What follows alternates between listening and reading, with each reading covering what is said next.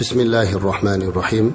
Bir inson bu dunyodan o'tadigan bo'lib qopti-yu, yaxshi solih inson ekan, farzandlarini chaqirib vasiyat qilibdi. Bolalarim debdi. Men bu dunyodan o'tganimdan keyin ikkita vasiyatimni qilishinglarni iltimos qilaman. Bitta vasiyatimni hozir aytaman, ikkinchi vasiyatimni yozib bir joyga ko'mib qo'yganman. Agar birinchi vasiyatimni qilsalaringiz, ikkinchi vasiyatimni ochib o'qimanglar. Agar birinchi vasiyatimni qila olmasanglar, unda ikkinchisini ochib albatta qilinglar. O'g'illari so'radilar: "Otajon, nima u vasiyatlar?"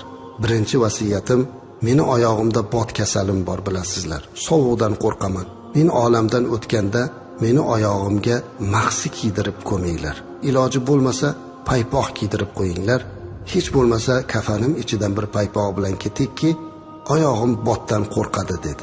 Agar bu vasiyatimni qila olmasanglar, unda mana bu joyga ko'mgan ikkinchi vasiyatimni qilarsizlar deb vasiyat qildilar. Bu odam olamdan o'tgandan keyin farzandlar, domlalar oldiga chiqib, "Otam shunday vasiyat qildi, oyoqlarga kiydirib ko'mamiz ekan" dedilar. Odamlar, xususan ahli ilm ustozlar o'g'illariga qarab, bu vasiyat e'tiborga o'tmaydi.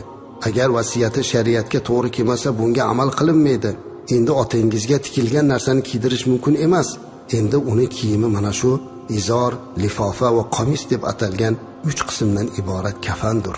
O'g'illari yig'ladilar, siqdadilar, lekin ulamolar unamasdan mana shunday olib borib ko'mdilar. Bir paypoq kiydirishga ham ruxsat bermadilar. Uylariga qaytib kelib farzandlar to'planib, yig'lashib, "Otamizni vasiyatini qila olmadik. Otam agar birinchisini bajara olmasangiz, ikkinchisini bajaringlar" degan edilar. O'sha ikkinchi vasiyatni ko'mgan joyidan olib kelinglar dedi. Borib ko'milgan joydan vasiyat qog'ozini olib keldilar. Olib o'qidilar. Unda quyidagi so'zlar yozilgan ekan: "Aziz farzandlarim, jigar ko'shalarim, dunyo topdim, qasrlar qurdim, mol hollar qildim, qancha sizlarga xazinalar qoldirdim. Lekin o'zingiz guvoh bo'lib turganingizdek, qabrimga hatto bitta eski paypog'imni olib ketishga ham ruxsat berishmadi. Shunday ekan, bu dunyodan olib ketadigan narsalarnigina ko'paytiringlar" deb qo'ygan ekan. Juda oqilona bir vasiyat. Haqiqatda ham hamma narsa qoladi. Biz azizlar u yoqqa olib ketadiganimizni ko'paytirishimiz kerak. Ba'zan inson har xil imtihonlarga tushib qoladi. Otasidan ayrilib qoladi, onasidan ayrilib qoladi. Mana shu holatlarda azizlar, biz hamma narsaga tayyor turishimiz kerak. Bizga savollar beriladi ba'zan. "Domla, nima qilishimiz kerak shu holatda?"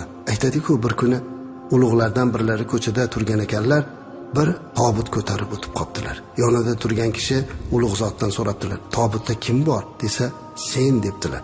Haligi odam hayron bo'lsa, "Xohlamasang unda men" deb javob bergan ekanlar. Shunday ekan, bunga tayyorgarlik ko'rishlik kerak. Men bu haqida chuqur gapirmoqchi emasman, ko'pchilikni qayg'uga qo'ymoqchi emasman, lekin azizlar buni bilish kerak, o'rganish